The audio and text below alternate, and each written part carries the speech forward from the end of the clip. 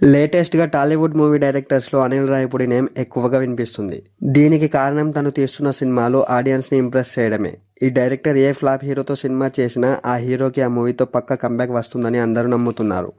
రీసెంట్గా మనం ఇది చిరంజీవి మూవీతో కూడా చూసాం. గతంలో మెగాస్టార్ వరుస ఫ్లాప్స్తో అలసిపోయి రీసెంట్గా అనిల్ రావిపూడి డైరెక్షన్లో వచ్చిన మన శివశంకర వరప్రసాద్ మూవీతో మెగాస్టార్కి మంచి కంబ్యాక్ ఇచ్చాడు ఈ డైరెక్టర్. ఇది ఇలా ఉంటే ఇప్పుడు అనిల్తో సినిమాలు చేయడానికి ప్రతి సీనియర్ హీరోతో పాటు యంగ్ హీరోస్ కూడా ఇంట్రెస్ట్ చూపిస్తున్నారు.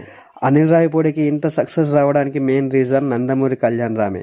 అవును మామ, మన టాలీవుడ్లో అనిల్ రావిపూడిని ముందు నమ్మి సినిమాకి సైన్ చేసింది మాత్రం హీరో కళ్యాణ్ రామే. కళ్యాణ్ రామ్ అనిల్ రావిపూడికి పటాస్ మూవీతో టాలీవుడ్కి ఇంట్రడ్యూస్ చేశాడు.